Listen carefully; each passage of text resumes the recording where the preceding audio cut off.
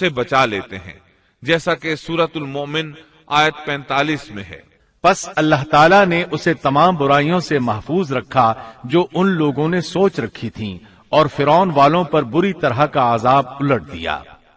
مسلسل تبلیغ اور معجزات دکھانے کے باوجود موسیٰ علیہ السلام پر بنی اسرائیل کے علاوہ آل فرعون سے تھوڑے سے لوگ ایمان لائے تھے۔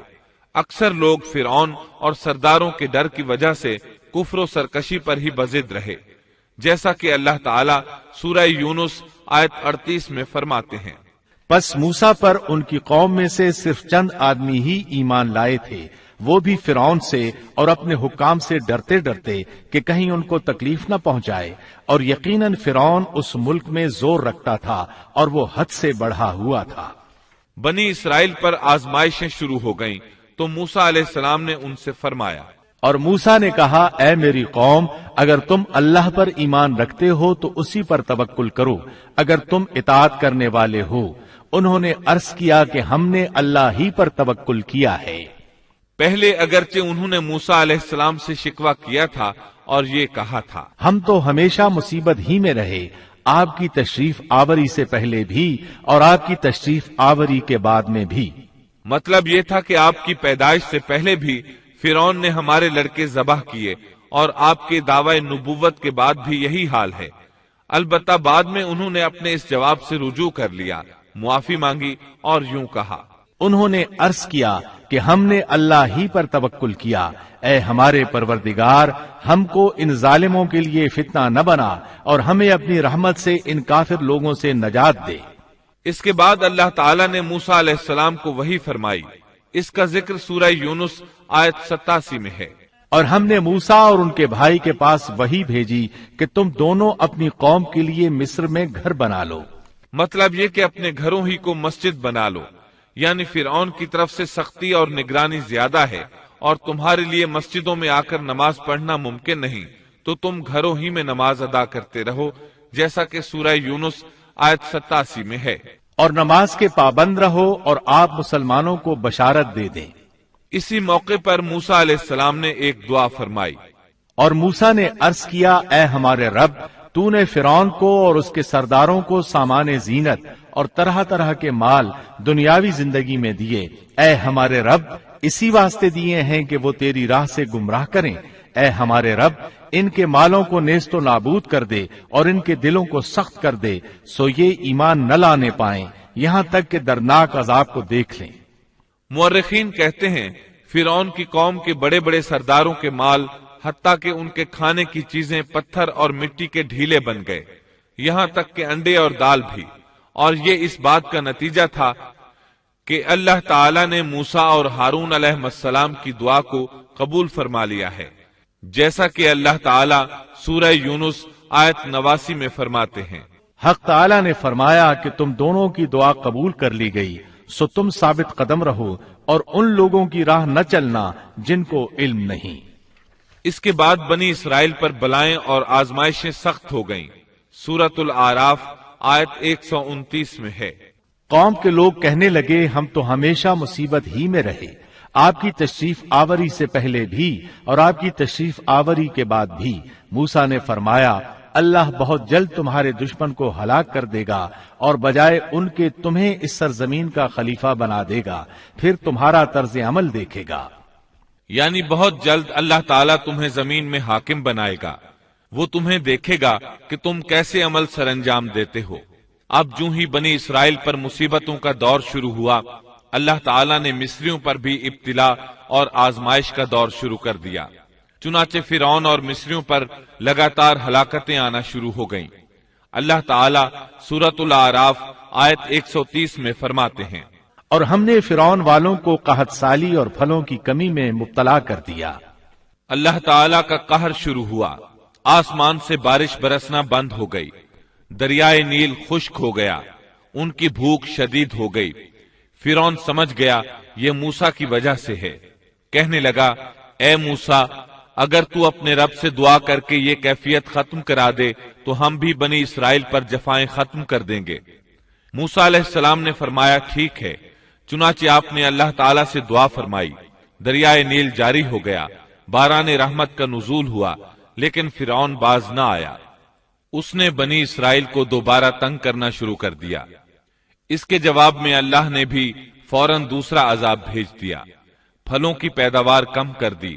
وہ بڑے بڑے درخت جو پھلوں سے لدے رہتے تھے اب ان پر ایک آدھ دانہ لگتا، کھجوروں کے درختوں پر بس ایک آدھ کھجور لگتی، انگوروں کی بیلوں پر بھی ایک آدھ انگور نظر آتا۔ اب فرعون نے پھر کہا، اے موسیٰ، اپنے پروردگار سے دعا کر، وہ ہم سے اس آزمائش کو ہٹا لے تو میں بنی اسرائیل کو جانے دوں گا۔ چنانچہ موسیٰ علیہ السلام نے دعا فرمائی، پھر پھل لگنے شروع ہو گئے۔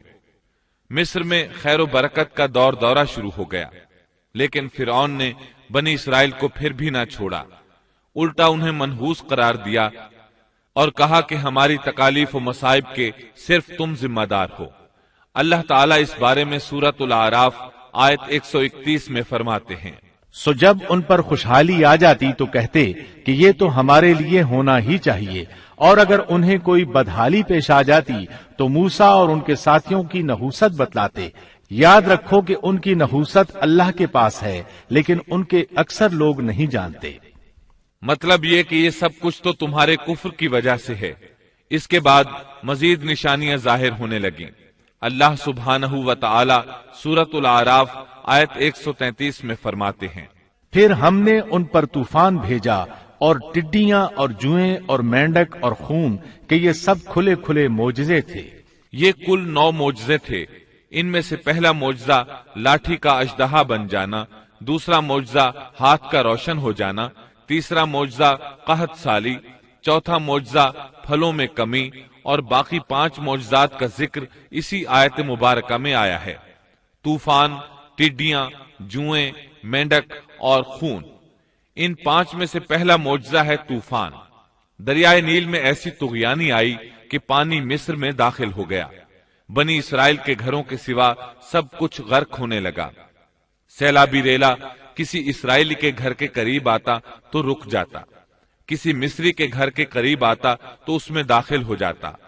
وہ اپنی آنکھوں سے اپنی ہلاکتوں اور غرقابی کو دیکھ رہے تھے۔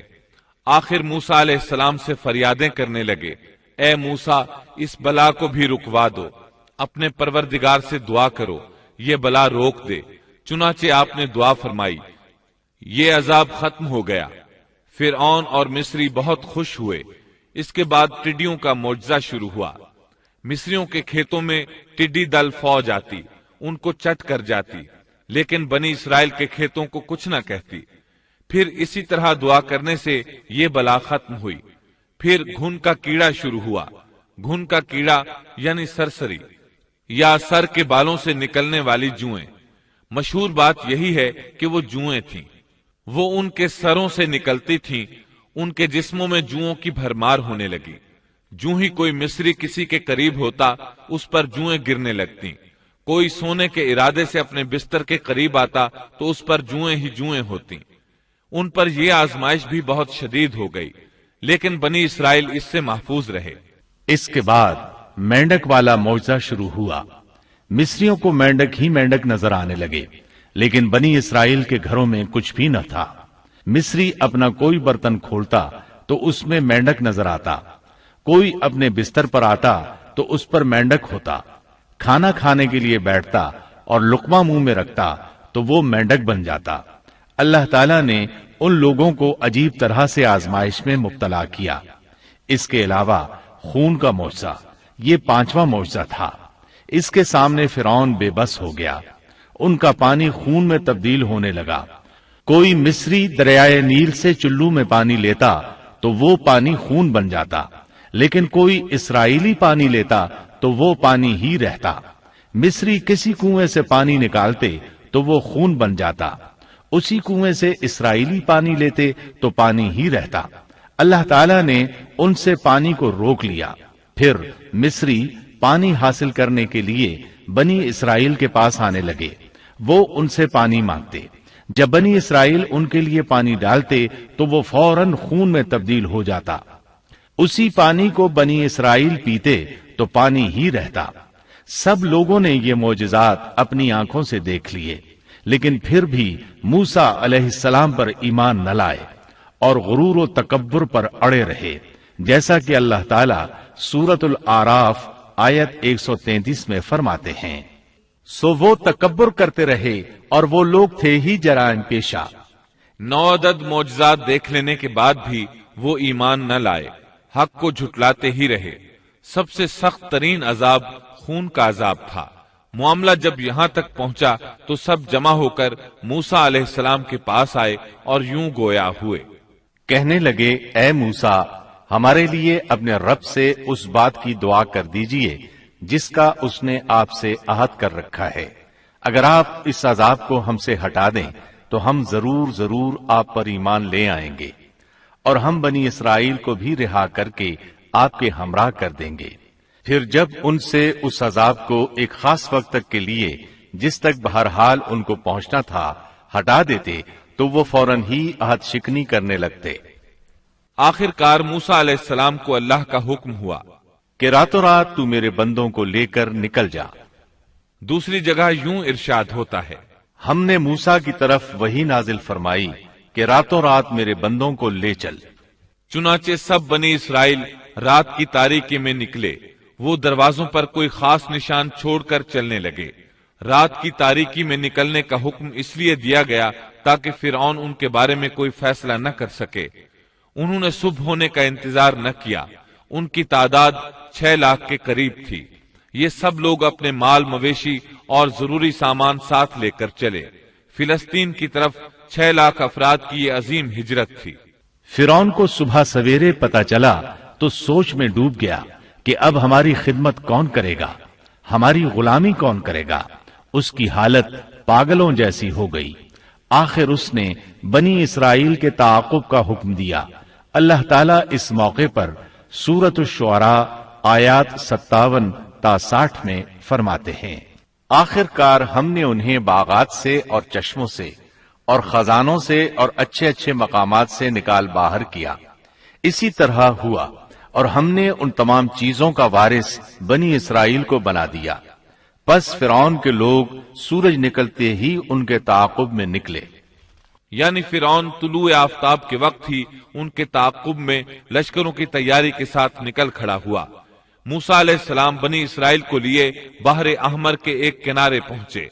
بحر قلزم بحر احمر ہی کا ایک کنارہ ہے۔ انہوں نے پیچھے مڑ کر دیکھا، کیا دیکھتے ہیں کہ فرعون اپنے لاؤ لشکر کے ساتھ بھاگا آ رہا ہے۔ بنی اسرائیل گھبرا گئے کہ اب کیا ہوگا۔ سامنے ٹھاٹھے مارتا سمندر اور پیچھے فرعون اور اس کا لشکر۔ اللہ تعالیٰ اس موقع پر سورۃ الشعراء آیت 63 میں فرماتے ہیں، ہم نے موسیٰ کی طرف وہی بھیجی کہ دریا پر اپنا عصا مارو، پس اسی وقت دریا پھٹ گیا اور پانی کا ہر ایک حصہ بڑے پہاڑ کی طرح کھڑا ہو گیا۔ سمندر لاٹھی لگنے سے ایسا پھٹا کہ پانی کے 2 بڑے بڑے پہاڑ بن گئے، یعنی سمندر کے اندر خشک راستے بن گئے اور اطراف میں پانی کے پہاڑ کھڑے ہو گئے۔ اللہ تعالیٰ نے بھی فرما دیا، سورۃ طٰہٰ آیت 77 میں ہے کہ تو راتوں رات میرے بندوں کو لے چل اور ان کے لیے سمندر میں خشک راستہ بنا لے، پھر نہ تجھے کسی کے آ پکڑنے کا خطرہ ہوگا نہ ڈر۔ یہ سب کے سب ان راستوں سے پار چلے گئے۔ اب جو ہی فرعون وہاں پہنچا، پہلے تو ڈرا، سہما کہ یہ کیا ہوا۔ وہ بھی اور اس کے سب ساتھی بھی اس سوچ میں ہیں کہ کیا کریں، خوف زدہ تھے۔ ایسے میں فرعون کو خیال آیا کہ اگر موسیٰ اور بنی اسرائیل یہاں سے صحیح سلامت گزر گئے ہیں تو ہم کیوں نہیں گزر سکتے۔ اس کے ساتھ ہی اس نے اپنے گھوڑے کو سمندر میں داخل کر دیا۔ اس کے پیچھے اس کے سب ساتھی بھی داخل ہو گئے۔ ادھر بنی اسرائیل کا آخری آدمی سمندر سے نکل رہا تھا، دوسری طرف فرعون کا آخری آدمی سمندر میں داخل ہو رہا تھا۔ اللہ تعالیٰ سورہ طٰہٰ میں فرماتے ہیں، فرعون نے اپنے لشکروں سمیت ان کا تعاقب کیا، پھر تو سمندر ان سب پر چھا گیا جیسا کہ چھا جانے والا تھا۔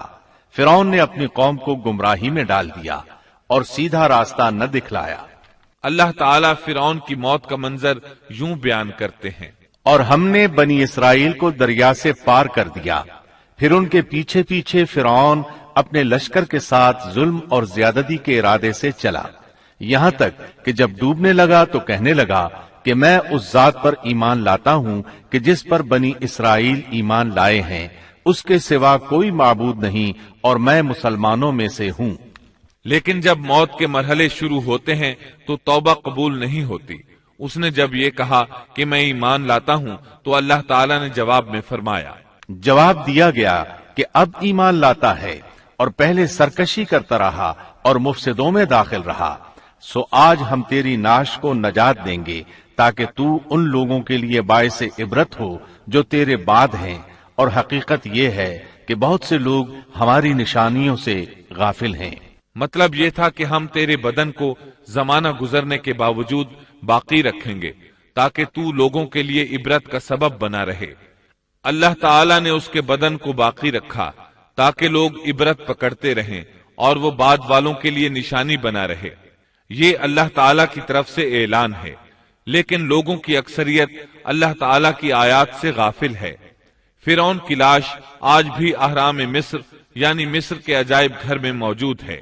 हदीस में आता है, सैयदना जिब्रील अलैहिस्सलाम ने नबी करीम सल्लल्लाहु अलैहि वसल्लम से अर्ज किया, ए अल्लाह के रसूल सल्लल्लाहु अलैहि वसल्लम, जिस वक्त फिरौन गर्क होते हुए ईमान का इजहार कर रहा था तो मैं उस वक्त उसके मुंह में कीचड़ डाल रहा था कि कहीं वो ला इलाहा इल्लल्लाह न कह दे और अल्लाह उस पर रहम फरमा दे, लेकिन उसके मुंह से शहादत तौहीद की बात न निकली और बवक्त मर्ग अल्लाह ताला ने उसकी तौबा कबूल न की। बनी इसराइल उसके जुल्म से नजात पाकर समंदर पार चले गए। अभी थोड़ी ही दूर गए होंगे कि उनका गुजर एक ऐसी कौम के पास से हुआ जो अपने बुतों की पूजा कर रही थी। समंदर पार आने के फौरन बाद उन्होंने ये मनाजिर देखे। गोया फिलिस्तीन पहुंचने से पहले ही उन्होंने मैदान सैना में लोगों को बुतों के आगे झुका देख लिया। अल्लाह ताला सूरतुल आराफ आयात 138 ता 140 में फरमाते हैं, और हमने बनी इसराइल को दरिया से पार उतार दिया, बस उन लोगों का एक कौम पर गुजर हुआ जो अपने चंद बुतों की इबादत में लगे हुए थे। कहने लगे, ए मूसा, हमारे लिए भी एक ऐसा ही माबूद मुकर्रर कर दीजिए जैसे इनके ये माबूद हैं। आपने फरमाया, वाकई तुम लोगों में बड़ी जहालत है। ये लोग जिस काम में लगे हुए हैं ये तबाह किया जाएगा और इनका ये काम महज बेबुनियाद है। फरमाया, क्या अल्लाह ताला के सिवा किसी और को तुम्हारे लिए माबूद तलाश करूं, हालांकि उसने तुम्हें तमाम जहान वालों पर फौकियत दी है। कुरान की आयात इस पर दलालत करती हैं कि समुंदर पार से आते ही वो फौरन एक कौम के पास आए और मूसा अलैहिस्सलाम से मुतालबा करने लगे, गौर फरमाएं किस तरह कुफ्र के मुर्तकिब हो रहे हैं। फिरौन और उसकी कौम से नजात पा लेने के बाद अल्लाह रब्बुल इज्जत की तरफ से मूसा अलैहिस्सलाम पर अहकामात नाजिल हुए। पहला हुक्म ये मिला कि अपनी कौम के हमराह कोहे तूर पर फिर तशरीफ ले चलें। अल्लाह ताला ने आपको वादा दिया कि वहां हम आपको तौरात अता करेंगे ताकि आपके लिए और आपकी कौम के लिए शरीयत मुकर्रर हो जाए। अल्लाह ताला सूरतुल आराफ आयत 142 में फरमाते हैं, और हमने मूसा से 30 रातों का वादा किया। अल्लाह ताला ने मूसा अलैहिस्सलाम से वादा किया कि जबल तूर पर आएं, वहां 30 रातें गुजारें, यानी मुकम्मल 1 महीना क़याम करें ताकि उन दिनों में तौरात हासिल कर सकें। मूसा अलैहिस्सलाम अपनी कौम को लेकर रवाना हुए। आप तेज चलते हुए अपनी कौम से पहले कोहे तूर पर जा पहुंचे ताकि अल्लाह ताला को खुश कर सकें और किताब इलाही तौरात हासिल कर सकें। बनी इसराइल उस वक्त लाखों की तादाद में थे। जाहिर है इतने बड़े हुजूम और लश्कर का तेजी से हरकत करना मुमकिन नहीं था। इस पर अल्लाह ताला ने फरमाया, ए मूसा, तुझे अपनी कौम से गाफिल करके कौन सी चीज जल्दी ले आई? कहा कि वो लोग भी मेरे पीछे ही आ रहे हैं, और ए मेरे परवरदिगार, मैंने तेरी तरफ इसलिए जल्दी की कि तू राजी हो जाए। कोहे तूर पर यह मूसा अलैहिस्सलाम की दूसरी आमद थी। दूसरी बार भी उन्हें उसी बाबरकत दरख्त के पास अल्लाह पाक से हम कलाम होने का शरफ हासिल हो रहा था। मूसा अलैहिस्सलाम की रिसालत के मकासिद का पहला मरहला पूरा हो चुका था। बनी इसराइल जिल्लत और रुसवाई और अजाब अजीम से निकल आए थे। अब वो आजाद फिजा में सांस लेने के काबिल थे, लेकिन उनके दिलों में शिर्क व बुत परस्ती के पुराने असरात बाकी थे। یہی وجہ ہے کہ سمندر سے نکلتے ہی انہوں نے بت پرستی کا مطالبہ کر دیا تھا، لہذا ضروری تھا کہ ان کی تربیت کی جائے۔ پھر تربیت کے لیے بھی کسی مفصل قانون اور ضابطے کا ہونا بہت ضروری تھا کہ اس پر عمل پیرا ہو کر آنے والے وقت کے لیے تیار ہو سکیں۔ تو اللہ تعالیٰ نے عظیم رسول موسیٰ علیہ السلام کے ساتھ یہی وعدہ کیا تھا کہ وہ طور پہاڑ پر آ کر اللہ کی نگرانی میں براہ راست احکام الہی کو حاصل کرنے کی کما حقہ تیاری کر سکیں۔ پہلے مدت 30 دن مقرر ہوئی تھی اور پھر 40 دن ہو گئی، جیسا کہ سورۃ الاعراف آیت 142 میں اللہ تعالیٰ فرماتے ہیں، اور ہم نے موسیٰ سے 30 راتوں کا وعدہ کیا اور مزید 10 راتوں سے ان 30 راتوں کو پورا کیا، سو ان کے رب کی مقررہ مدت 40 راتیں ہو گئیں۔ موسیٰ علیہ السلام اپنی قوم سے رخصت ہوتے وقت اپنے بھائی ہارون علیہ السلام کو اپنا خلیفہ بنا گئے تھے، جیسا کہ اللہ تعالیٰ سورۃ الاعراف آیت 142 میں فرماتے ہیں، اور موسیٰ نے اپنے بھائی ہارون سے کہا، تم میری قوم میں میری جانشینی کرنا اور ان کی اصلاح کرتے رہنا اور فساد کرنے والوں کی راہ پر مت چلنا۔ موسیٰ علیہ السلام اپنی قوم کو چھوڑ کر چلے گئے۔ انتظامی معاملات کے لیے ان میں ایک حاکم بھی مقرر کر گئے، یعنی اپنے بھائی ہارون کو، جو اللہ کے نبی تھے۔ ان 40 ایام میں موسیٰ علیہ السلام اپنے پروردگار سے براہ راست کلام کرتے رہے، یعنی درمیان میں وحی کا واسطہ بھی نہیں تھا۔ اللہ تعالیٰ بھی ان سے بغیر کسی واسطے کے کلام کرتے رہے۔ اسی وجہ سے آپ کا لقب کلیم اللہ ہے، یعنی اللہ سے کلام کرنے والا۔ اللہ سبحانہ و تعالی سورۃ النساء آیت 164 میں فرماتے ہیں، اور موسیٰ سے اللہ تعالیٰ نے صاف طور پر کلام کیا۔ جب موسیٰ علیہ السلام مقررہ وقت پر وہاں پہنچے اور اللہ تعالیٰ نے ان سے کلام کیا تو عرض کرنے لگے کہ اے میرے پروردگار، مجھے اپنا دیدار کرا دیجئے، میں آپ کو ایک نظر دیکھ لوں۔ ارشاد ہوا، تم مجھے ہرگز نہیں دیکھ سکتے، کیونکہ دنیاوی آنکھ میں اتنی طاقت و ہمت نہیں کہ وہ باری تعالیٰ کو دیکھ سکے، جیسا کہ سورۃ الانعام آیت 103 میں ارشاد ربانی ہے، اس کا تو کسی کی نگاہ بھی احاطہ نہیں کر سکتی، اور وہ سب نگاہوں کو محیط ہو جاتا ہے، اور وہی بڑا باریک بین اور باخبر ہے۔ حدیث معراج میں بھی ہے کہ جب ابو ذر رضی اللہ عنہ نے رسول اللہ صلی اللہ علیہ وسلم سے پوچھا، حل رأیت ربک، یعنی کیا آپ نے اپنے رب کو دیکھا بھی ہے، تو آپ نے فرمایا تھا، نور انا اراہ، یعنی وہ تو نور ہے، میں اسے کیسے دیکھ سکتا ہوں۔ اس حدیث مبارکہ سے بھی یہی ثابت ہوتا ہے کہ آپ نے اللہ کا دیدار نہیں کیا، جیسے اللہ تعالیٰ نے موسیٰ علیہ السلام سے فرما دیا تھا کہ تو مجھے نہیں دیکھ سکتا۔ ابو موسیٰ اشعری رضی اللہ عنہ سے مروی ایک روایت میں ہے کہ نبی اکرم صلی اللہ علیہ وسلم نے فرمایا، اس کا تو کسی کی نگاہ بھی احاطہ نہیں کر سکتی، اور وہ سب نگاہوں کو محیط ہو جاتا ہے، اور وہی بڑا باریک بین اور باخبر ہے۔ مطلب یہ کہ اللہ سبحانہ و تعالی کا نور اور جلوہ برداشت کرنے کے لیے بہت طاقت کی ضرورت ہے، اور ہم اس سے محروم ہیں۔ کسی میں یہ طاقت نہیں کہ اس نور کو دیکھ سکے۔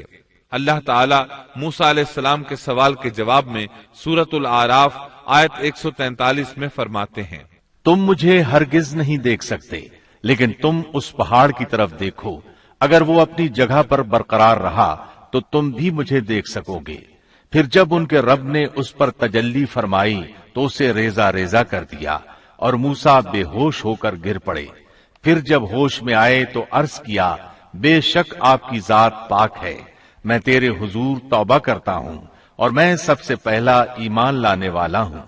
سیدنا عبداللہ بن عباس رضی اللہ عنہما بیان کرتے ہیں کہ اللہ تعالیٰ نے صرف اور صرف ہاتھ کی سب سے چھوٹی انگلی کے پورے کے برابر اپنا نور ظاہر فرمایا تھا۔ جس پہاڑ پر اللہ تعالیٰ نے تجلی فرمائی تھی وہ طور پہاڑ کے علاوہ کوئی اور پہاڑ تھا۔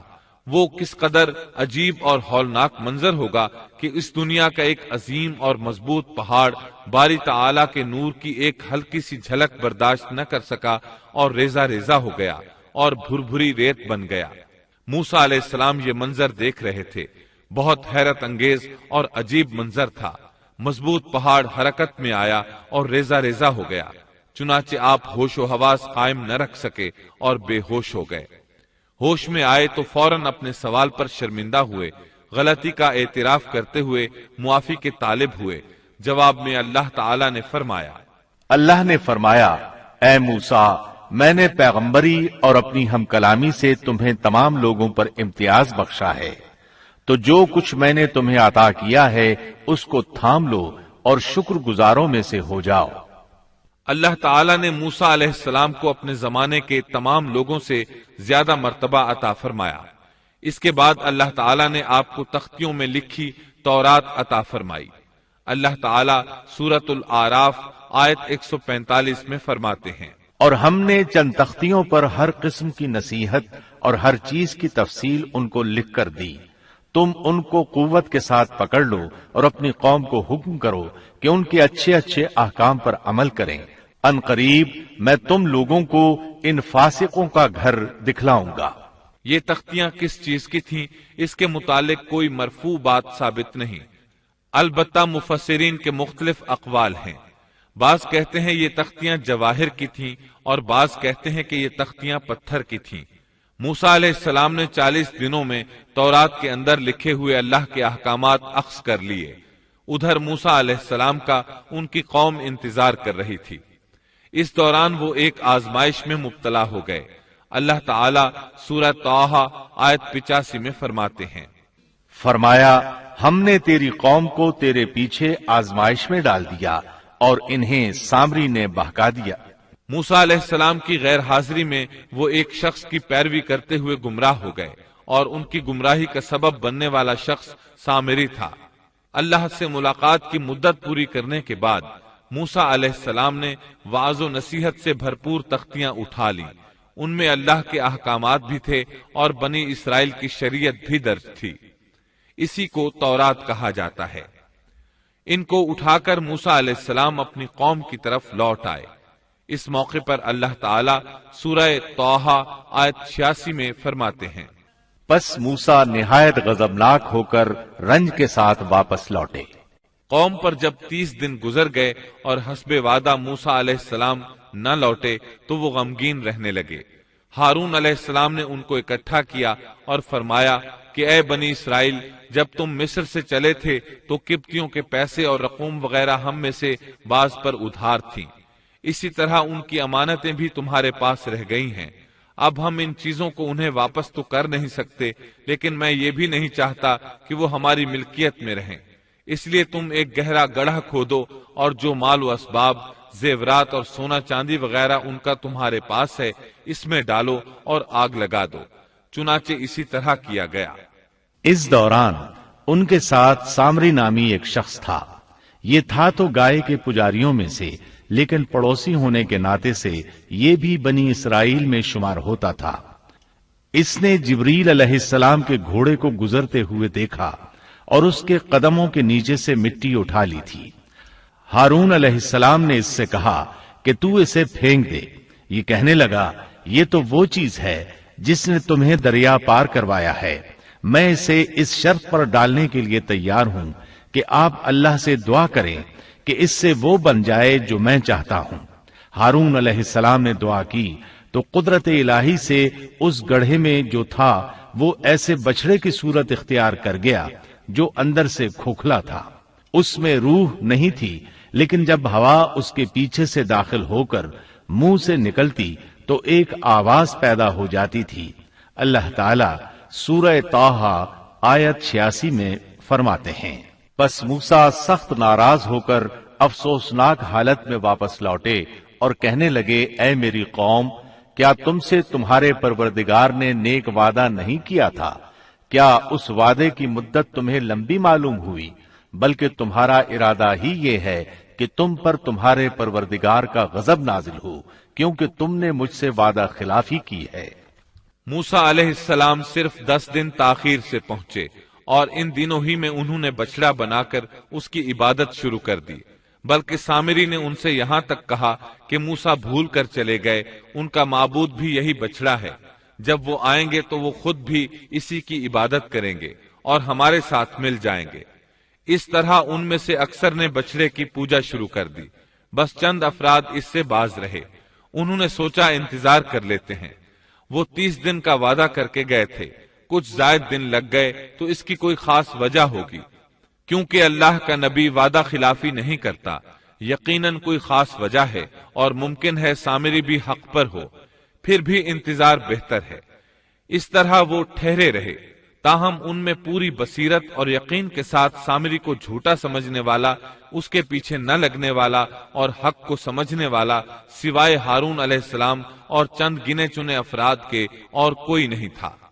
بہرحال جب موسیٰ علیہ السلام ان کے پاس پہنچے تو انہوں نے نہایت غصے اور افسوس کے ساتھ ان سے کہا کہ تم 10 دن کی تاخیر برداشت نہ کر سکے، کیا اللہ کے غضب کا شکار ہونا چاہتے ہو کہ میری خلاف ورزی کر رہے ہو؟ انہوں نے اس بات کا جو جواب دیا وہ سورہ طٰہٰ آیت 87 اور 88 میں آیا ہے۔ کہنے لگے کہ ہم نے اپنے اختیار سے آپ کے ساتھ وعدے کا خلاف نہیں کیا، بلکہ ہم پر قوم کے جو زیورات لاد دیے گئے تھے ان کو ہم نے ڈال دیا، اور اسی طرح سامری نے بھی ڈال دیے۔ پھر اس نے لوگوں کے لیے ایک بچڑا نکال کھڑا کیا، یعنی بچڑے کا بت بنا ڈالا، اس میں سے گائے جیسی آواز بھی تھی۔ پھر کہنے لگے کہ یہی تمہارا بھی معبود ہے اور موسیٰ کا بھی، لیکن موسیٰ بھول گئے ہیں۔ اللہ تعالیٰ اس موقع پر بچڑے کے بارے میں فرماتے ہیں، کیا یہ گمراہ لوگ یہ بھی نہیں دیکھتے کہ وہ تو ان کی بات کا جواب بھی نہیں دے سکتا اور نہ ان کے کسی برے بھلے کا اختیار رکھتا ہے۔ اللہ تعالیٰ فرماتے ہیں کہ ان لوگوں نے کس قدر بے وقوفی کا کام کیا ہے۔ وہ بچڑا جو ان کی باتوں کا جواب تک نہیں دے سکتا تھا اور کسی قسم کے نفع اور نقصان کا اختیار نہیں رکھتا تھا، وہ صرف اس کی آواز سن کر اس کی پوجا پر بضد ہو گئے۔ ہارون علیہ السلام ان کو روکتے رہے اور اللہ کی طرف دعوت دیتے رہے، لیکن اس کے باوجود وہ بچڑا پرستی پر اصرار کرتے رہے۔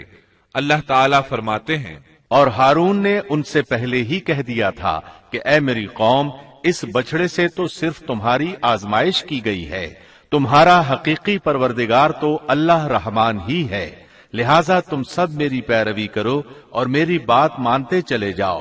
انہوں نے جواب دیا کہ موسیٰ کی واپسی تک تو ہم اسی کے مجاور بنے بیٹھے رہیں گے۔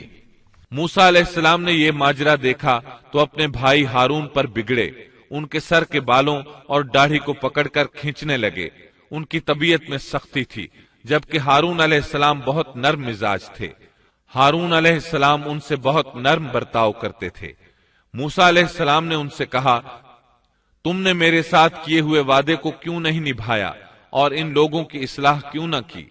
کہنے لگے، اے ہارون، انہیں گمراہ ہوتا ہوا دیکھتے ہوئے تجھے کس چیز نے روکا تھا کہ تو میرے پیچھے نہ آیا؟ کیا تو بھی میرے فرمان کا نافرمان بن بیٹھا؟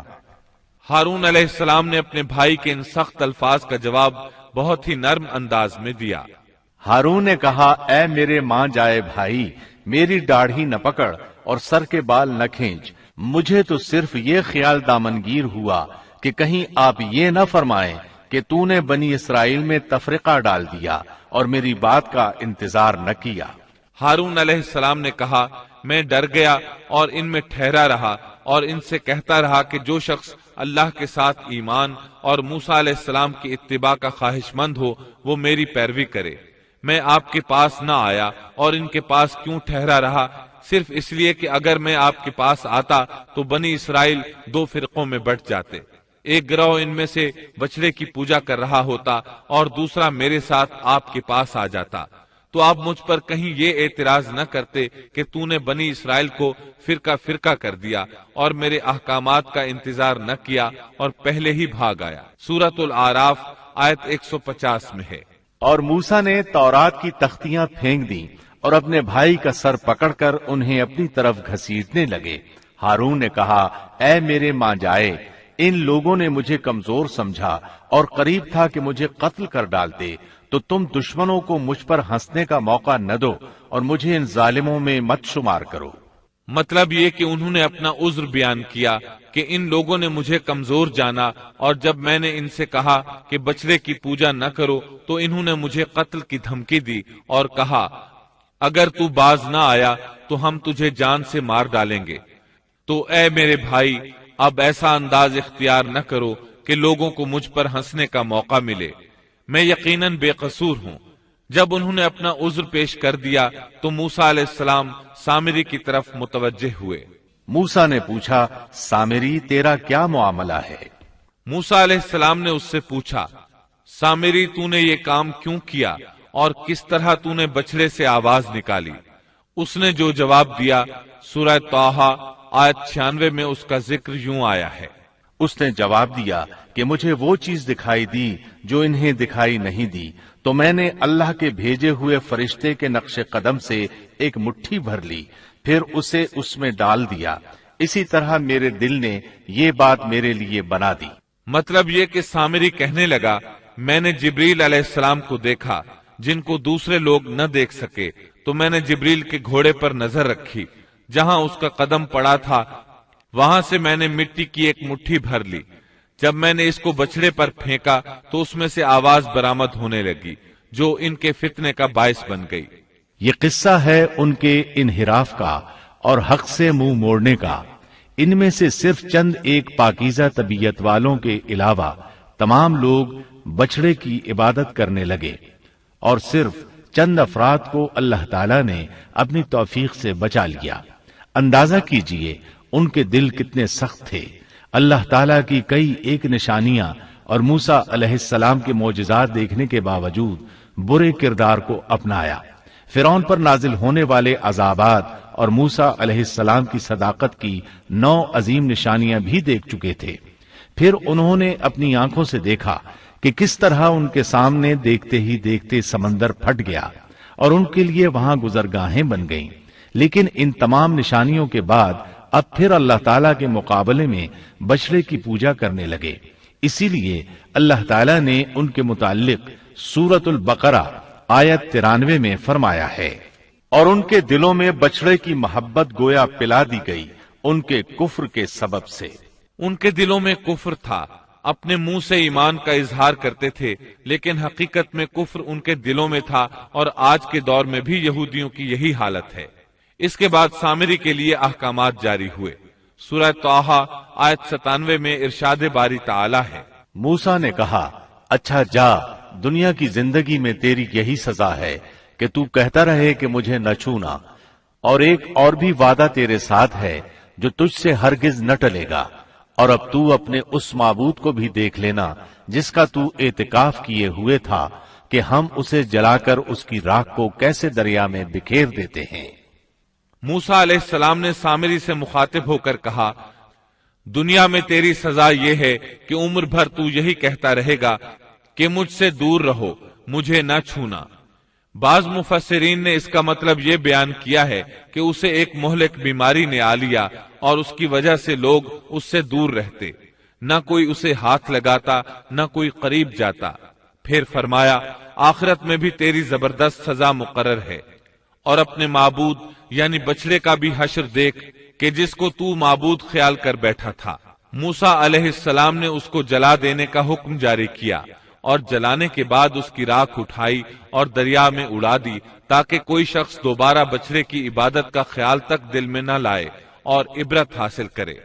اس کے بعد موسیٰ علیہ السلام نے فرمایا، اصل بات یہی ہے کہ تم سب کا معبود برحق صرف اللہ ہی ہے، اس کے سوا کوئی عبادت کے لائق نہیں، اس کا علم تمام چیزوں پر حاوی ہے۔ پھر موسیٰ علیہ السلام نے اللہ سے دعا کی۔ موسیٰ نے کہا کہ اے میرے رب، میری خطا معاف فرما اور میرے بھائی کی بھی، اور ہم دونوں کو اپنی رحمت میں داخل فرما، اور تو سب رحم کرنے والوں سے زیادہ رحم کرنے والا ہے۔ اس کے بعد اللہ تعالی نے بچڑے کے پجاریوں کے بارے میں احکامات نازل فرمائے۔ ان کا ذکر سورۃ الاعراف آیت 152 میں ہے۔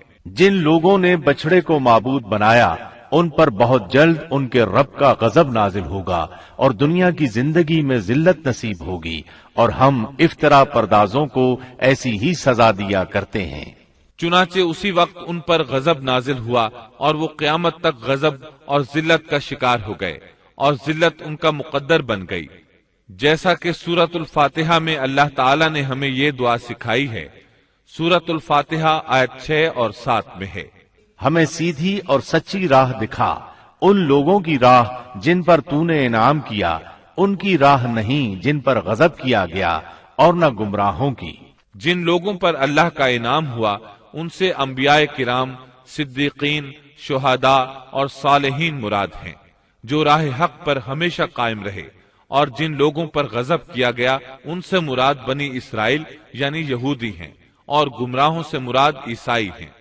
المغضوب علیہم یعنی جن پر غضب کیا گیا کی تفسیر بعض علماء کے نزدیک یہ ہے کہ اس سے مراد وہ لوگ ہیں جنہوں نے حق کو پہچان لیا اور پھر جان بوجھ کر اس کو چھوڑ دیا۔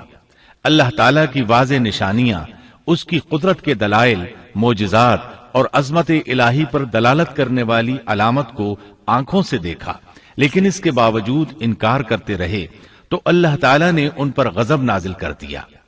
الظالین کی تفسیر میں علماء کہتے ہیں کہ ان سے مراد وہ لوگ ہیں جو حق کو نہ پہچان سکے اور اس سے دور رہے، اس وجہ سے بھٹکنے والے اور گمراہ شمار کیے گئے۔ یہودیوں میں یہ بہت بڑی برائی تھی کہ حق کو پہچان کر چھوڑ دیا، اور اسی کے سبب اللہ کے غضب کا شکار ہو گئے، اور یہ غضب ان پر ہمیشہ رہے گا۔ یہودیوں کو دنیا میں کون سی ذلت پہنچی کہ جب بچڑے کا خاتمہ کیا گیا اور انہوں نے اپنے معبود کا جلایا جانا اور اس کی راہ کا اڑایا جانا دیکھ لیا تو وہ سمجھ گئے کہ وہ غلطی پر تھے، چنانچہ وہ شرمندہ ہو کر موسیٰ علیہ السلام کی خدمت میں حاضر ہو گئے، اپنی غلطی کا اعتراف کر لیا اور توبہ کی خواہش ظاہر کی۔ تب اس وقت توبہ کا عجیب و غریب معاملہ پیش آیا۔ حکم ہوا، اللہ تعالیٰ سورۃ البقرہ آیت 54 میں فرماتے ہیں، اور جب موسیٰ نے اپنی قوم سے کہا، اے میری قوم، بچڑے کو معبود بنا کر تم نے اپنی جانوں پر ظلم کیا ہے، اب تم اپنے پیدا کرنے والے کی طرف رجوع کرو، خود کو آپس میں قتل کرو، اللہ کے نزدیک اسی میں تمہاری بہتری ہے، چنانچہ اس نے تمہاری توبہ قبول کر لی، وہ توبہ قبول کرنے والا، رحم کرنے والا ہے۔ مطلب یہ کہ اگر تم چاہتے ہو اس گناہ پر قیامت کے دن پکڑے نہ جاؤ تو خود کو قتل کرو۔ یہاں یہ بات واضح رہے کہ اس قتل سے مراد خودکشی نہیں ہے، بلکہ شرک نہ کرنے والوں کو حکم دیا گیا کہ وہ شرک کرنے والوں کو قتل کر دیں، تو انہوں نے تلواروں اور خنجروں کے ساتھ گائے کے پجاریوں کو قتل کر دیا۔ سیدنا علی رضی اللہ عنہ فرماتے ہیں کہ مقتولین کی تعداد 70 تھی۔ جب 70 آدمی قتل ہو گئے تو موسیٰ اور ہارون علیہ السلام نے عاجزی اور انکساری کے ساتھ بارگاہ الہی میں بخشش کی دعا کی۔ اللہ تعالیٰ نے اپنے برگزیدہ بندوں کی دعا قبول فرمائی اور مقتولین کو معاف فرما دیا اور باقی ماندہ لوگوں کو بھی بخشش سے نوازا۔ حقیقت میں یہ سزا اگرچہ سخت تھی، اور بھائی کا بھائی کو قتل کرنا ایسا ہے جیسے اپنے آپ کو قتل کرنا، لیکن یہ سزا ان کی ضدی، ہٹ دھرم اور سرکش طبیعت کے لیے انتہائی مناسب تھی، تاکہ وہ برائیوں سے بچنا سیکھیں اور اپنے گناہوں کا کفارہ ادا کریں۔ بہرحال جب انہوں نے اللہ تعالیٰ کی طرف رجوع کیا، اپنے گناہوں کی معافی مانگی، تو اللہ تعالیٰ نے بھی ان کو معاف فرما دیا، جیسا کہ اللہ تعالیٰ سورۃ الاعراف آیت 153 میں فرماتے ہیں، اور جن لوگوں نے گناہ کے کام کیے پھر اس کے بعد توبہ کی اور ایمان لے آئے تو تمہارا رب اس توبہ کے بعد گناہ معاف کر دینے والا اور رحمت والا ہے۔ ان سب کاموں سے فارغ ہو کر موسیٰ علیہ السلام کا غصہ ماند پڑا تو انہوں نے تختیاں اٹھا لی، اور جب موسیٰ کا غصہ ٹھنڈا ہوا تو اس نے ان تختیوں کو اٹھا لیا اور ان کے مضامین میں ان لوگوں کے لیے جو اپنے رب سے ڈرتے تھے ہدایت اور رحمت تھی۔ اس کے بعد انہوں نے باقی ماندہ بنی اسرائیل کو جمع کیا، انہیں تختیاں دکھائیں اور فرمایا، ان میں اللہ تعالیٰ کے احکامات ہیں اور یہ تورات ہے، لہذا سنو اور اطاعت کرو۔ لیکن انہوں نے ناپسندیدگی کا اظہار کیا۔ موسیٰ علیہ السلام نے انہیں پھر تاکید کی اور فرمایا، ان کو مضبوطی سے تھام لو، بغیر کسی تردد اور شک کے ان کو پکڑ لو تاکہ تمہیں دوبارہ عذاب نہ پہنچے۔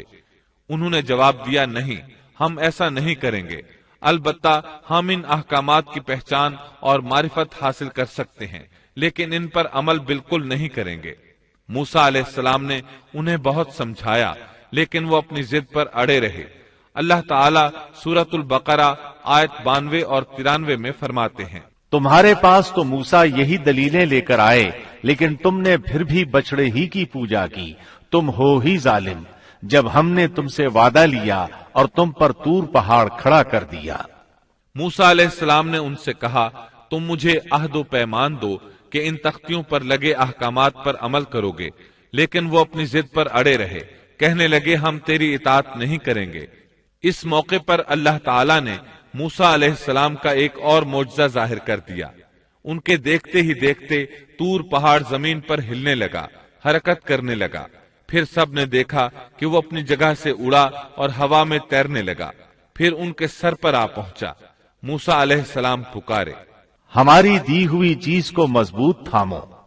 یہ سن کر سب کے سب سجدے میں گر پڑے اور سر اٹھا اٹھا کر دیکھنے لگے کہ کہیں پہاڑ گر ہی نہ پڑے۔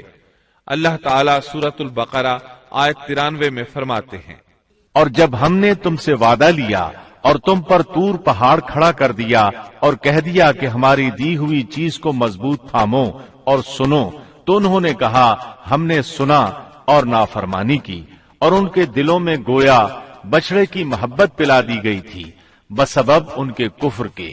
ان سے کہہ دیجئے کہ تمہارا ایمان تمہیں برا حکم دے رہا ہے اگر تم مومن ہو۔ اسی طرح سورۃ الاعراف آیت 171 میں اللہ تعالیٰ فرماتے ہیں، اور وہ وقت بھی قابل ذکر ہے جب ہم نے پہاڑ کو اٹھا کر سائبان کی طرح ان کے اوپر معلق کر دیا، اور انہیں یقین ہو گیا تھا کہ وہ اب ان پر گرنے ہی والا ہے۔ اور ہم نے ان سے کہا کہ جو کتاب ہم نے تمہیں دی ہے اس کو مضبوطی کے ساتھ قبول کرو اور ان احکامات کو یاد رکھو جو اس میں ہیں، تاکہ تم متقی بن جاؤ۔ ابن عباس فرماتے ہیں کہ جب اللہ تعالیٰ نے تورات نازل فرمائی اور موسیٰ علیہ السلام نے اپنی قوم کو حکم دیا کہ تورات کو قبول کریں اور اس کے احکامات پر عمل کریں، لیکن بنی اسرائیل نے چند پر مشقت احکام کی وجہ سے اسے ماننے سے انکار کر دیا، تو اللہ تعالیٰ نے جبریل علیہ السلام کو حکم دیا کہ طور پہاڑ کو ان کے سروں پر لا کھڑا کرو۔ چنانچہ جبریل علیہ السلام نے طور پہاڑ ان کے سروں پر لا کھڑا کیا، اور ان سے کہا گیا کہ اگر تم نے تورات کو قبول نہ کیا تو یہ پہاڑ تم پر گرا دیا جائے گا۔ چنانچہ وہ سب کے سب سجدے میں گر گئے۔ پھر موسیٰ علیہ السلام نے اپنی قوم سے 70 برگزیدہ افراد منتخب کیے اور بچڑے کی عبادت کے عظیم جرم کی توبہ اور معذرت کے لیے ان کو لے کر طور پہاڑ پر چلے گئے تاکہ اللہ سے ہم کلام ہو سکیں۔ اللہ تعالیٰ اس کے متعلق سورۃ الاعراف آیات 155 اور 156 میں فرماتے ہیں، اور موسیٰ نے اپنی قوم میں سے 70 آدمی ہمارے مقرر کیے ہوئے وقت کے لیے منتخب کیے۔ سو جب انہیں زلزلے نے آ پکڑا تو موسیٰ عرض کرنے لگے، اے میرے پروردگار، اگر تو چاہتا تو اس سے پہلے ہی انہیں اور مجھے ہلاک کر دیتا۔ کیا تو ہم میں سے چند بے وقوفوں کی حرکت پر سب کو ہلاک کر دے گا؟ یہ واقعہ تیری طرف سے محض ایک امتحان ہے، ایسے امتحان سے جس کو تو چاہے گمراہی میں ڈال دیتا ہے اور جسے چاہے ہدایت پر قائم رکھتا ہے۔ تو ہی ہمارا سرپرست ہے، پس تو ہم پر مغفرت اور رحمت فرما، اور تو ہی سب سے بہتر معاف کرنے والا ہے، اور ہمارے لیے دنیا میں بھی اچھائی لکھ دے اور آخرت میں بھی، ہم تیری طرف رجوع کرتے ہیں۔ اللہ نے فرمایا، میں اپنا عذاب اسی پر واقع کرتا ہوں جس پر چاہتا ہوں، اور میری رحمت ہر چیز پر چھائی ہوئی ہے، تو میں وہ رحمت ان لوگوں کے نام ضرور لکھوں گا جو اللہ سے ڈرتے ہیں اور زکوٰۃ ادا کرتے ہیں اور جو ہماری آیات پر ایمان رکھتے ہیں۔ یہودیوں کا نام یہودی کیوں رکھا گیا؟ کہا جاتا ہے کہ موسیٰ علیہ السلام نے جو اپنی دعا میں کہا تھا، ہم نے تیری طرف رجوع کر لیا ہے، اسی ہدنا کی وجہ سے ان کا نام یہودی رکھا گیا۔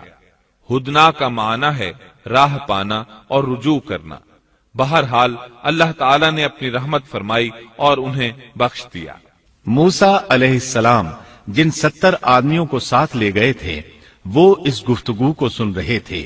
گفتگو کے بعد جب موسیٰ علیہ السلام لوٹنے لگے تو وہ تمام بول اٹھے، اے موسیٰ، تو نے تو ہم سے وعدہ کیا تھا کہ اللہ سے ملاقات کریں گے، لہذا ہم بھی اللہ کو آمنے سامنے دیکھ کر ہی تجھ پر ایمان لائیں گے۔ اللہ تعالیٰ سورۃ البقرہ آیت 55 میں فرماتے ہیں، اور تم اس وقت کو بھی یاد کرو جب تم نے موسیٰ سے کہا تھا کہ جب تک ہم اپنے رب کو سامنے نہ دیکھ لیں ہرگز ایمان نہ لائیں گے، جس گستاخی کی سزا میں تم پر تمہارے دیکھتے ہی دیکھتے بجلی گر پڑی۔ یہ وہ لوگ تھے جو بنی اسرائیل میں سے چنے ہوئے اور صاحب شرف و فضیلت تھے۔ وہ کتنا بڑا سوال کر رہے تھے۔ موسیٰ علیہ السلام نے انہیں ڈرایا کہ اللہ سے ڈرو، یہ ناممکن ہے۔ میرا حال دیکھ لو، میں نے خواہش ظاہر کی، اس نے اپنی ہلکی سی تجلی ڈالی تو پہاڑ ریزہ ریزہ ہو گیا، میں اللہ کا نبی ہوتے ہوئے بے ہوش ہو گیا۔ ایسی خواہش نہ کرو، لیکن وہ نہ مانے۔ تب اللہ تعالیٰ نے ایک بجلی کو حکم دیا، وہ ان پر گری، آن کی آن میں سب لقمہ اجل بن گئے۔ اب موسیٰ علیہ السلام وہاں حیران پریشان کھڑے رہ گئے۔ قوم کے سب سے بہتر لوگ اللہ کے عذاب کا شکار ہو گئے تھے۔ انہوں نے سوچا میں اکیلا واپس جاؤں گا تو بنی اسرائیل مجھ سے سوال کریں گے کہ وہ 70 آدمی کہاں ہیں، میں انہیں کیا بتاؤں گا؟ پوری بات سن کر وہ کہیں گے ہمارے افضل اور اعلیٰ افراد کے ساتھ اللہ نے یہ سلوک کیا۔ اب موسیٰ علیہ السلام نے اللہ سے دعا کی، اے اللہ انہیں زندہ کر دے، مجھے تنہا واپس نہ لوٹا۔ آخر اللہ نے ان کی دعا منظور فرمائی۔ سورۃ البقرہ آیت 56 میں ہے۔ لیکن پھر اس لیے کہ تم شکر گزاری کرو، اس موت کے بعد بھی ہم نے تمہیں زندہ کر دیا۔ جب وہ زندہ ہو رہے تھے تو ایک دوسرے کے زندہ ہونے کا مشاہدہ بھی کر رہے تھے۔ پھر موسیٰ علیہ السلام ان 70 آدمیوں کے ساتھ واپس لوٹے، پھر بنی اسرائیل کو لے کر روانہ ہوئے اور ایلیا پہنچ گئے۔ آج کل اس کو القدس کہا جاتا ہے۔ یہ فلسطین کا دارالخلافہ تھا۔ یہاں کے لوگ قوت میں انتہا کو پہنچے ہوئے تھے، جسم بہت بڑے تھے، آبادی بہت زیادہ تھی، تمام علاقوں کی سرداری ان کے پاس تھی۔ آپ نے اس شہر کے باہر پڑاؤ ڈالا اور بنی اسرائیل کو حکم دیا کہ ان لوگوں سے جہاد کے لیے تیار ہو جائیں تاکہ اس شہر کو فتح کیا جائے۔ اس کی فتح سے تمام علاقے قبضے میں آ جائیں گے۔ جب آپ بنی اسرائیل کے ساتھ ایلیا کے نزدیک پہنچے تو وہ لوگ جنگ کے لیے تیار ہو گئے۔ انہوں نے قلعوں کے دروازے بند کر دیے۔ ان کے مقابلے میں بنی اسرائیل کے دل دہل رہے تھے۔ موسیٰ علیہ السلام نے انہیں حکم دیا کہ یکجا ہو کر ان پر ایک ہی بار ہلہ بول دو اور انہیں تہ تیغ کر دو۔ بنی اسرائیل بہت بزدل تھے، بہانے بنانے لگے، کہنے لگے ہماری تیاری مکمل نہیں، ہمارے پیچھے ہماری بکریاں کون چرائے گا؟ کوئی کہتا 400 سال سے زائد مدت غلامی میں گزری، فرعونی ہم پر غالب رہے، اتنا عرصہ ہم لڑائی کے قریب تک نہیں گئے، اب ہم کس طرح لڑ سکتے ہیں؟ اس پر موسیٰ علیہ السلام نے فرمایا اگر تم نے میری اطاعت کی، میری تصدیق کی تو بہت جلد فتح پالو گے، اس ساری مقدس زمین پر تمہارا قبضہ ہوگا، ایلیا تو تمہاری ایڑی کی نوک پر ہوگا، اللہ تعالیٰ نے اس جگہ کا قبضہ تمہارے مقدر میں لکھ دیا ہے، تم ہاتھ تو ہلاؤ۔ آپ کی ان باتوں کا ان پر کوئی اثر نہ ہوا۔ سورۃ المائدہ آیت 21 میں ہے، اے میری قوم اس مقدس زمین میں داخل ہو جاؤ جو اللہ نے تمہارے نام لکھ دی ہے، اور اپنی پشت کے بل روگردانی نہ کرو کہ پھر نقصان میں جا پڑو۔ اس پر انہوں نے جو جواب دیا سورۃ المائدہ آیت 22 میں ہے۔ انہوں نے جواب دیا کہ اے موسیٰ وہاں تو زور آور سرکش لوگ ہیں، اور جب تک وہ وہاں سے نکل نہ جائیں ہم تو ہرگز وہاں نہیں جائیں گے، ہاں اگر وہ وہاں سے نکل جائیں تو ہم خوشی سے اس میں داخل ہو جائیں گے۔ ان کا احمقانہ جواب سن کر بنی اسرائیل کے دو بزرگ یوشع بن نون اور کالب بن یوفا بول اٹھے۔ سورۃ المائدہ آیت 23 میں ہے، دو آدمیوں نے جو اللہ سے ڈرنے والے تھے، جن پر اللہ تعالی کا فضل تھا، کہا تم ان کے پاس دروازے میں تو پہنچ جاؤ، دروازے میں قدم رکھتے ہی یقیناً تم غالب آ جاؤ گے، اور اگر تم مومن ہو تو اللہ ہی پر تمہیں بھروسہ رکھنا چاہیے۔ یہ ان کے لیے کس قدر آسان بات تھی، لیکن بنی اسرائیل کی 1 لاکھ تعداد میں سے کسی ایک کو بھی عمل کی توفیق نہ ہوئی، یہاں تک کہ 70 آدمی جو آپ کے ساتھ کوہ طور پر گئے تھے وہ بھی ٹس سے مس نہ ہوئے، حالانکہ اللہ تعالیٰ نے انہیں دوبارہ زندگی عطا فرمائی تھی۔ بڑی ڈھٹائی سے کہنے لگے، قوم نے جواب دیا کہ اے موسیٰ جب تک وہ وہاں ہیں تب تک ہم ہرگز وہاں نہ جائیں گے، اس لیے کہ تم اور تمہارا پروردگار جا کر دونوں ہی لڑ بھڑ لو، ہم یہیں بیٹھے ہیں۔ یہ زبردست قسم کے گستاخانہ الفاظ تھے۔ ان کے مقابلے میں غزوہ بدر کے موقع پر صحابہ کرام رضی اللہ عنہم نے جو جواب دیا وہ تاریخ کے اوراق میں سنہری حروف میں درج ہے۔ جب نبی کریم صلی اللہ علیہ وسلم نے صحابہ کرام سے مشورہ لیا، انہیں خبر دی کہ قریش کا لشکر آ پہنچا، تو مقداد بن عمرو رضی اللہ عنہ کھڑے ہوئے اور عرض کیا، اے اللہ کے رسول، اللہ کی قسم ہم آپ سے وہ نہیں کہیں گے جو بنی اسرائیل نے موسیٰ علیہ السلام سے کہا تھا کہ تو اور تیرا رب دونوں چلے جاؤ اور لڑو، ہم یہیں بیٹھے ہیں، بلکہ ہم کہتے ہیں آپ اور آپ کا پروردگار دونوں لڑیں، ہم بھی آپ کے ساتھ لڑیں گے۔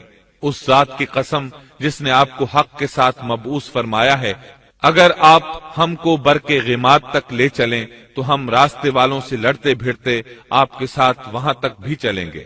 کتنا عظیم فرق ہے موسیٰ علیہ السلام کے صحابہ میں اور نبی کریم صلی اللہ علیہ وسلم کے صحابہ کرام میں۔ یہ صورتحال دیکھ کر موسیٰ علیہ السلام نے دعا کی۔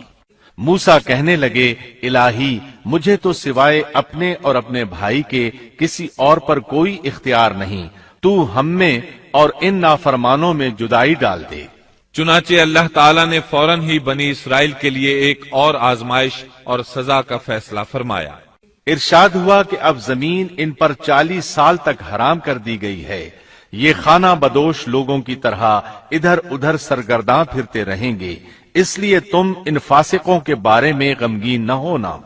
پھر اللہ تعالیٰ نے موسیٰ علیہ السلام کو حکم دیا کہ انہیں یہاں سے واپس لے چلیں اور قریب والی بستی میں داخل کر دیں۔ چنانچہ وہ چل پڑے، لیکن وہ بستی نہ آئی۔ سفر کرتے رہے لیکن پھر بھی خود کو وہیں کے وہیں پاتے۔ 40 سال اسی طرح گزر گئے اور وہ اس میدان سے نہ نکل سکے۔ اس میدان کو میدان تیہ کہا جاتا ہے۔ اس دوران البتہ انہیں کھانے پینے کا سامان مہیا ہوتا رہا۔ موسیٰ علیہ السلام کے پتھر پر لاٹھی مارنے سے 12 قبیلوں کے لیے 12 چشمے جاری ہوئے۔ سورۃ الاعراف آیت 160 میں ہے۔ اور ہم نے موسیٰ کو حکم دیا جبکہ ان کی قوم نے ان سے پانی مانگا کہ اپنی لاٹھی کو فلاں پتھر پر مارو، پس فوراً اس سے 12 چشمے پھوٹ نکلے، ہر شخص نے اپنے پینے کی جگہ معلوم کر لی۔ 12 چشمے اس لیے کہ بنی اسرائیل کے 12 قبیلے تھے۔ یعقوب علیہ السلام کی نسل سے ان کے بیٹوں کے 12 قبیلے وجود میں آئے تھے۔ جب یہ کہیں پڑاؤ ڈالتے تو چشمے بہتے رہتے، کوچ کرتے تو پانی بند ہو جاتا، وہ اس پتھر کو اٹھا کر چل پڑتے، پھر پڑاؤ کی جگہ پر پتھر رکھ دیتے تو پانی جاری ہو جاتا۔ 40 سال اسی طرح گزرے۔ چونکہ وہ ایک صحرا میں تھے، وہاں سایہ نہیں تھا، سورج کی گرمی کی شدت تھی، آخر انہوں نے کہا، اے موسیٰ اپنے رب سے دعا کریں کہ ہم دھوپ سے بچ جائیں۔ آپ نے دعا فرمائی، اللہ نے ان کے لیے سائے کا انتظام کر دیا۔ اللہ تعالیٰ سورۃ الاعراف آیت 160 میں فرماتے ہیں، اور ہم نے ان پر بادلوں کا سایہ کر دیا۔ اسی طرح جب انہیں بھوک ستاتی تو ان کے پاس بے شمار پرندے آ جاتے۔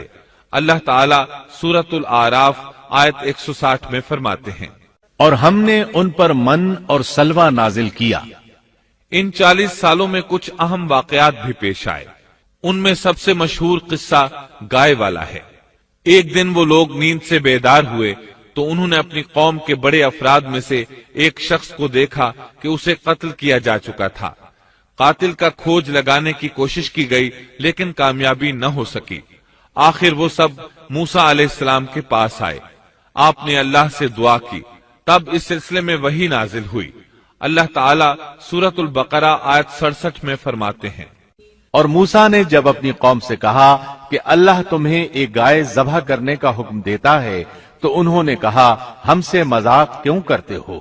آپ نے جواب دیا کہ میں ایسا جاہل ہونے سے اللہ کی پناہ پکڑتا ہوں۔ موسیٰ علیہ السلام نے انہیں بتایا کہ اس سلسلے میں اللہ تعالیٰ نے ایک گائے کو ذبح کرنے کا حکم دیا ہے۔ وہ کہنے لگے، بھلا یہ کوئی عقل کی بات ہے؟ مسئلہ قتل کا ہے اور آپ گائے ذبح کرنے کا حکم دے رہے ہیں، آپ تو ہم سے مذاق کر رہے ہیں۔ آپ نے فرمایا، مذاق کرنا تو جاہلوں کا کام ہے۔ انہوں نے جو جواب دیا وہ سورۃ البقرہ آیت 68 میں ہے۔ انہوں نے کہا اے موسیٰ دعا کیجئے کہ اللہ ہمارے لیے اس کی ماہیت بیان کر دے۔ آپ نے فرمایا سنو وہ گائے نہ تو بالکل بوڑھی ہو نہ بچہ بلکہ درمیانی عمر کی نوجوان ہو، اب جو تمہیں حکم دیا گیا ہے بجا لاؤ۔ اس پر وہ بولے۔ وہ پھر کہنے لگے کہ دعا کریں کہ اللہ بیان کرے کہ اس کا رنگ کیا ہے۔ فرمایا وہ کہتا ہے کہ وہ گائے زرد رنگ کی ہو، چمکیلا اور دیکھنے والوں کو بھلا لگنے والا رنگ۔ اس پر انہوں نے ایک اور سوال کر دیا۔ سورۃ البقرہ آیت 70 اور 71 میں ہے۔ وہ کہنے لگے کہ اپنے رب سے دعا کریں کہ وہ ہمیں اس گائے کی مزید ماہیت بتائے۔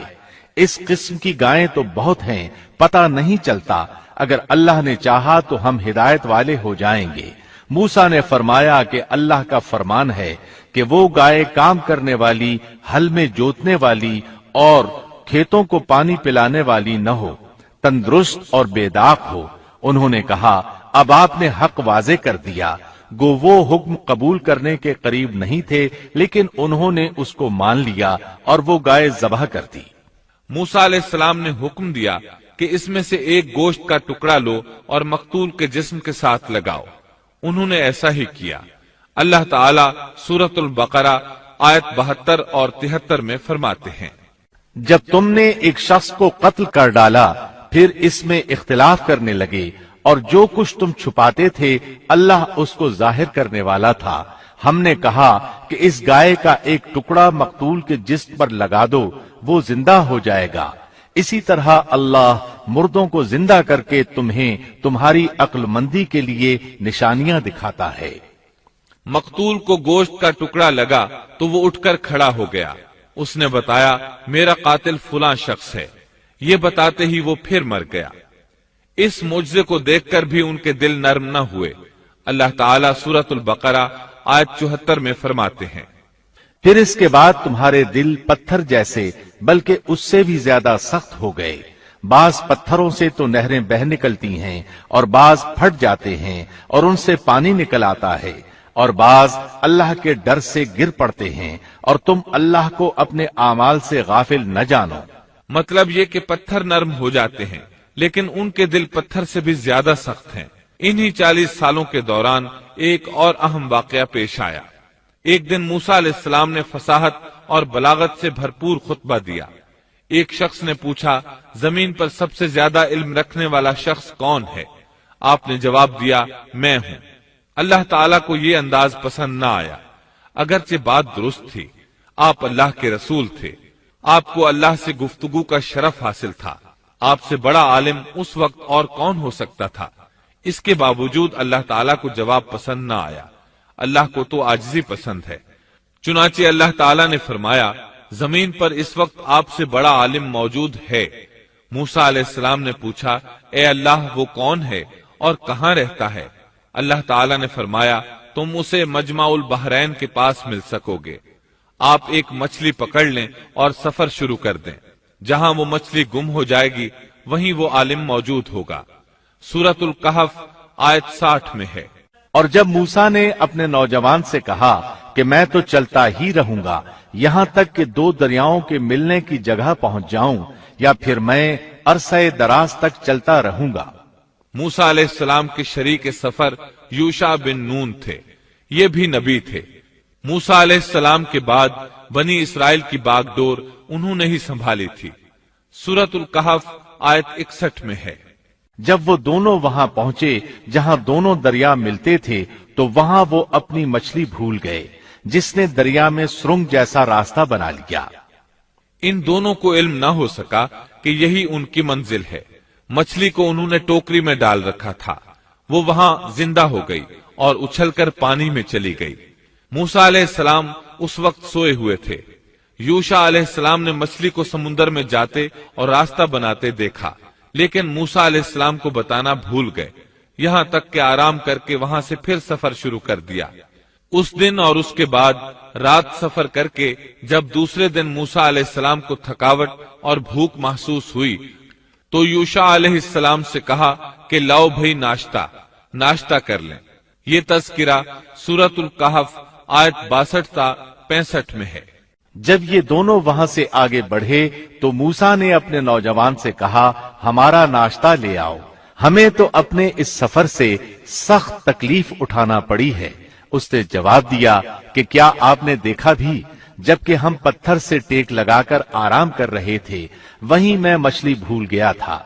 दरअसल शैतान ही ने मुझे भुला दिया कि मैं आपसे इसका जिक्र करूं। इस मछली ने अनोखे तौर पर दरिया में अपना रास्ता बना लिया था। मूसा ने कहा, यही तो था वो मकाम जिसकी तलाश में हम थे। चुनाचे वहीं से अपने कदमों के निशानात देखते देखते वापस चले और वहां उन्होंने हमारे बंदों में से एक बंदे को पाया। उसे हमने अपने पास से खास रहमत अता फरमा रखी थी और उससे अपने पास से खास इल्म अता कर रखा था। अक्सर मुफस्सिरीन इस पर मुत्तफिक हैं कि ये आलिम अल्लाह के नबी खजिर अलैहिस्सलाम थे। अल्लाह ने इन्हें नुबुव्वत का इल्म अता किया था। मूसा अलैहिस्सलाम ने इनसे बातचीत शुरू की। कुरान करीम सूरतुल कहफ आयत 66 ता 70 में है। मूसा ने कहा कि मैं आपकी पैरवी करूं कि आप मुझे वो नेक इल्म सिखा दें जो आपको सिखाया गया है। उसने कहा, आप मेरे साथ हरगिज सब्र नहीं कर सकेंगे और जिस चीज की हकीकत का आपको इल्म नहीं, उस पर आप सब्र कर भी कैसे सकते हैं। मूसा ने कहा, इंशाअल्लाह आप मुझे सब्र करने वाला पाएंगे और मैं किसी बात में आपकी नाफरमानी नहीं करूंगा। उसने कहा, अच्छा अगर आप मेरे साथ ही चलने पर इसरार करते हैं तो याद रहे कि किसी चीज के बारे में मुझसे सवाल न कीजिएगा जब तक कि मैं खुद उसकी निस्बत कोई तस्करा न करूं। इस मकाम से मूसा अलैहिस्सलाम ने यूशा बिन नून अलैहिस्सलाम को वापस भेज दिया। अब मूसा अलैहिस्सलाम का खजिर अलैहिस्सलाम के साथ सफर शुरू हुआ। सूरतुल कहफ आयत 71 ता 73 में है। फिर वो दोनों चले यहां तक कि वो एक कश्ती में सवार हुए। खजिर ने उसके तख्ते तोड़ दिए। मूसा ने कहा, क्या आप इसको इसलिए तोड़ रहे हैं कि कश्ती वाले सब डूब जाएं? ये तो आपने बड़ी खतरनाक बात कर दी। खजिर ने जवाब दिया कि मैंने पहले ही तुझसे कह दिया था कि आप मेरे साथ हरगिज सब्र नहीं कर सकेंगे। मूसा ने जवाब दिया कि मेरी भूल पर मुझे न पकड़िए और मुझे मेरे काम में तंगी में न डालिए। दोनों ने सफर शुरू किया। रास्ते में कुछ मिस्कीन लोगों की एक कश्ती देखी। वो मेहनत करते थे, किराया लेकर लोगों को दरिया पार कराया करते थे। उन्होंने खजिर अलैहिस्सलाम को पहचान लिया। उन्हें और मूसा अलैहिस्सलाम को कश्ती पर सवार कर लिया। सफर के दौरान खजिर अलैहिस्सलाम ने लोहा पकड़ा और लगे कश्ती में सुराख करने। कश्ती के डूबने का खतरा पैदा हो गया। लोग पानी कश्ती से बाहर फेंकने लगे। इस तरह कश्ती खतरे से निकल आई। मूसा अलैहिस्सलाम ने इस फेल को नापसंद फरमाया और बोले, क्या लोगों को डबोने का इरादा है? खजिर अलैहिस्सलाम ने जवाब दिया कि मैंने तो पहले ही कह दिया था कि आप मेरे साथ सब्र नहीं कर सकेंगे। मूसा अलैहिस्सलाम बोले, वाकई मैंने उजलत से काम लिया। उन्होंने माजिरत की। सूरतुल कहफ आयत 74 ता 76 में है। फिर दोनों चले यहां तक कि वो एक लड़के को मिले। खजिर ने उसे मार डाला। मूसा बोले, क्या आपने एक बेगुनाह की जान ली और वो भी किसी के खून के बदले में नहीं? ये तो आपने बड़ी बेजा और नापसंदीदा हरकत की। वो कहने लगे, मैंने आपसे कहा नहीं था कि आप मेरे साथ रहकर हरगिज सब्र नहीं कर सकेंगे। मूसा ने जवाब दिया, अब अगर मैं आपसे किसी चीज के बारे में सवाल करूं तो बेशक मुझे अपने साथ न रखिएगा। यकीनन आप मेरी तरफ से हद्दे उज्र को पहुंच चुके। एक बार फिर सफर शुरू हुआ। सूरतुल कहफ आयत 77 ता 78 में है। फिर दोनों चले एक गांव के पास आकर उनसे खाना तलब किया। उन्होंने उनकी मेहमानदारी से साफ इनकार कर दिया। बस दोनों ने वहां एक दीवार को देखा जो गिरने के करीब थी। उसने उसे ठीक और दुरुस्त कर दिया। मूसा कहने लगे, अगर आप चाहते तो इसकी उजरत ले सकते थे। उसने कहा, बस अब आपके और मेरे दरमियान जुदाई है। अब मैं उन बातों की हकीकत बताऊंगा जिन पर आप सब्र न कर सके। अब उन्होंने वजाहत की। सूरतुल कहफ आयत 79 में है। कश्ती तो चंद मिस्कीनों की थी जो दरिया में काम काज करते थे। میں نے اس میں کچھ توڑ پھوڑ کرنے کا ارادہ کر لیا، کیونکہ ان کے آگے ایک بادشاہ تھا جو ہر ایک صحیح سالم کشتی کو جبرن ضبط کر لیتا تھا۔ پھر انہوں نے دوسرے واقعے کے متعلق بتایا۔ سورۃ الکہف آیت 80 اور 81 میں ہے، اور اس لڑکے کے ماں باپ ایماندار تھے، ہمیں خوف ہوا کہ کہیں یہ انہیں اپنی سرکشی اور کفر سے عاجز اور پریشان نہ کر دے، اس لیے ہم نے چاہا کہ انہیں ان کا پروردگار اس کے بدلے اس سے بہتر پاکیزگی والا، اس سے زیادہ پیار محبت والا بچہ عنایت فرمائے۔ تیسرے واقعے کی وضاحت سورۃ الکہف آیت 82 میں ہے۔ دیوار کا قصہ یہ ہے کہ اس شہر میں 2 یتیم بچے ہیں جن کا خزانہ ان کی دیوار کے نیچے دفن ہے۔ ان کا باپ بہت نیک تھا، تو تیرے رب کی چاہت تھی کہ یہ دونوں یتیم اپنی جوانی کی عمر میں آ کر اپنا یہ خزانہ تیرے رب کی مہربانی اور رحمت سے نکالے۔ ان تینوں قصص اور معاملات کی وضاحت کرنے کے بعد خضر علیہ السلام ایک عظیم امر بیان کرتے ہوئے فرماتے ہیں۔ سورۃ الکہف آیت 82 میں ہے، میں نے اپنی رائے سے کوئی کام نہیں کیا، یہ تھی اصل حقیقت ان واقعات کی جن پر آپ صبر نہ کر سکے۔ اللہ تعالیٰ نے خضر علیہ السلام کو بعض امور غیب پر اطلاع دے دی اور وحی کے ذریعے ان پر چند غیبی معاملات ظاہر فرما دیے۔ اس طرح وہ جان گئے کہ وہ بادشاہ نئی کشتیاں غصب کر لیتا ہے، وہ بچہ بڑا ہو کر سرکش بنے گا اور دونوں بچے بڑے ہو کر اپنا خزانہ نکالیں گے۔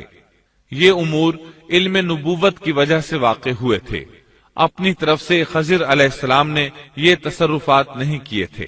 یہ علم انسان کی ذات کی طرف سے نہیں ہوتا، نہ ہی ہر انسان کو یہ علم حاصل ہو سکتا ہے، یہ تو صرف انبیاء کرام کو اللہ تعالیٰ کی جانب سے حاصل ہوتا ہے، وہ جسے چاہتا ہے عطا کرتا ہے، جیسا کہ یہ علم موسیٰ علیہ السلام کو عطا نہیں فرمایا اور خضر علیہ السلام کو بتلا دیا۔ بنی اسرائیل میدان تیہ میں 40 سال تک مسلسل محصور رہے۔ اسی اثناء میں ہارون علیہ السلام وفات پا گئے، انہیں اس میدان میں دفن کیا گیا، اور ان کی وفات کے صرف 2 سال بعد موسیٰ علیہ السلام بھی وفات پا گئے، ان کی وفات بھی اسی میدان میں ہوئی۔ امام بخاری رحمت اللہ علیہ نے ابو ہریرہ رضی اللہ عنہ سے ایک روایت نقل کی ہے۔